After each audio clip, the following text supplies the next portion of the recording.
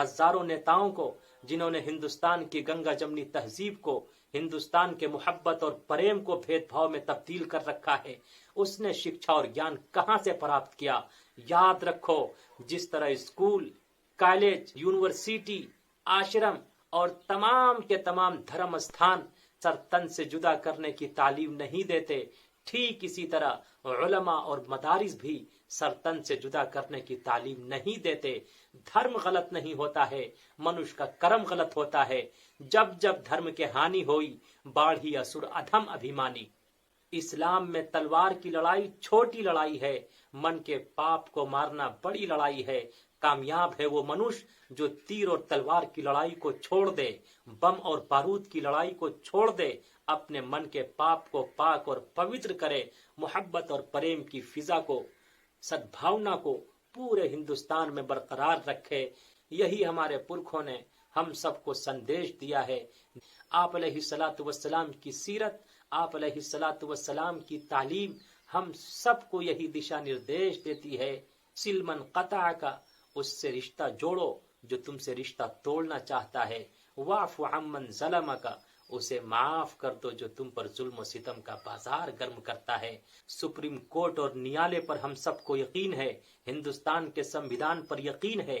جس نپور شرما کی وجہ سے پورا ہندوستان اور ہندوستان کی فضا گردآلود ہوئی، پورا ہندوستان شرمسار ہوا، سپریم کورٹ نے کہا یہ ہتیا ہوئی ہے یا ہندوستان کی فضا زہر آلود ہوئی ہے، تو صرف اور صرف نپور شرما کی گرفتاری نہ ہونے کی وجہ سے اس کی ذمہ دار صرف اور صرف نپور شرما ہے۔ ایک عجیب بات، جب بھی مسلمانوں کا قتل کیا گیا، کیا آپ نے دیکھا ہے کہ کسی مسلم کو قتل کیا گیا ہو اور جب اس کے اپرادھی کو کورٹ میں لے جایا گیا ہو، وہ پولیس کی کسٹڈی میں ہو، پولیس کی گرفت میں ہو، اس پر ظلم و ستم کا بازار گرم کیا ہو جنتا نے؟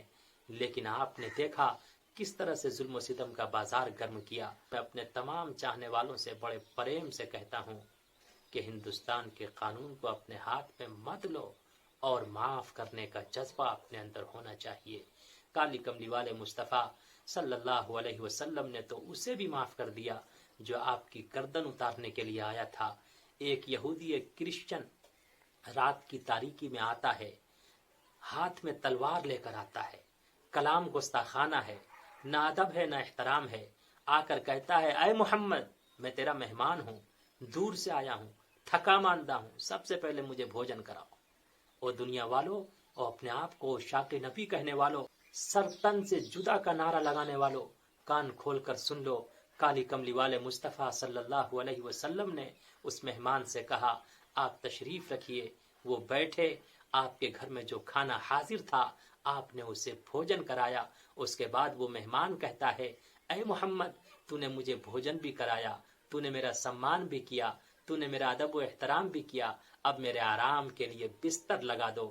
اے مسلمانوں، آپ علیہ الصلوۃ والسلام کے گھر ایک ہی بستر مبارک تھا، اسی پر آپ آرام فرماتے تھے، اسی پر سید الملائکہ حضرت جبریل علیہ الصلوۃ والسلام آسمان سے ایشور وانی لے کر آیا کرتے تھے۔ آپ علیہ الصلوۃ والسلام نے اپنا بستر مبارک اس کرسچن کو دے دیا۔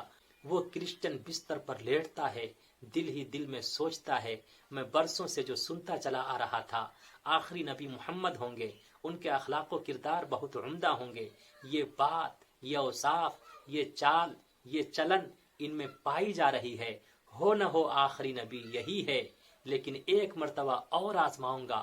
اس نے آپ علیہ الصلوۃ والسلام کے بستر پر پیشاب کیا، پاخانہ کیا، رات کی تاریکی میں گھر کی جانب رواں دواں ہو گیا۔ جب آپ علیہ الصلوۃ والسلام تہجد کے وقت آتے ہیں تو دیکھتے کیا ہیں، بستر خالی ہے، مہمان غائب ہے، بدبو آ رہی ہے، نجاست پڑی ہوئی ہے۔ آپ علیہ الصلوۃ والسلام کا اخلاق دیکھو، آپ علیہ السلام کا کردار دیکھو، آپ علیہ الصلوۃ والسلام کا کریکٹر دیکھو۔ آپ علیہ الصلوۃ والسلام سجدے میں پڑ گئے، آپ علیہ الصلوۃ والسلام رونے لگے، اے مالک کائنات، اے خالق کائنات، اے زمین کو زما کو، مکی کو مکا کو، آسمانوں کو زمینوں کو، دریاؤں کو جنگلوں کو، بیابانوں کو ویرانوں کو پیدا کرنے والے، میں نے اپنے مہمان کی خبر گیری نہیں کی، تو میری غلطی کو معاف فرما۔ اس کے بعد اما عائشہ صدیقہ رضی اللہ تعالی عنہا سے فرماتے، اے عائشہ لوٹے میں پانی لو۔ اما عائشہ نے لوٹے میں پانی لیا۔ آپ علیہ الصلوۃ والسلام اپنے مبارک پاک اور پوتر ہاتھ سے اس نجاست کو صاف کرتے ہیں۔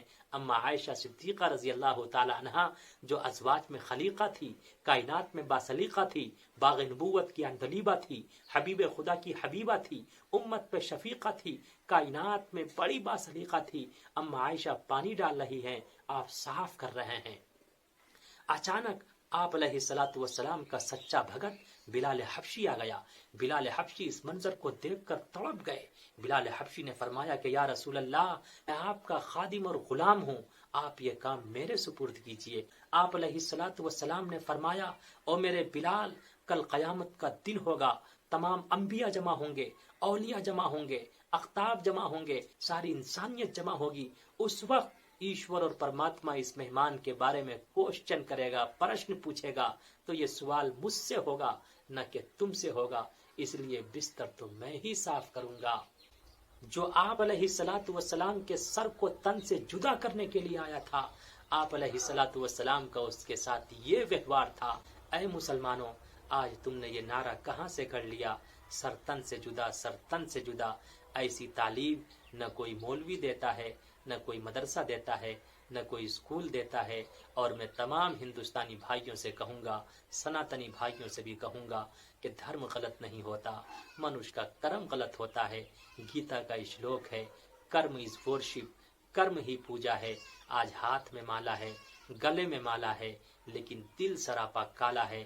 آج ضرورت ہے ہم سب اپنے من کے پاپ کو پاک اور پوتر کریں، ان تمام چیزوں کو بھول جائیں، اور آپس میں ہندو مسلم سکھ عیسائی آپس میں سب بھائی بھائی، جو ہندوستان کا مول منتر ہے، اس منتر کے مطابق ہم سب اپنا جیون گزر بسر کریں۔ انشاءاللہ ہم سب ایشور سے، اللہ سے، گاڈ سے، پرماتما سے دعا کرتے ہیں، ایشور اس ہندوستان پر امرت کی ورشا کرے گا، ہندوستان کو مضبوط کرے گا اور ہندوستان کو وشو گرو بنائے گا۔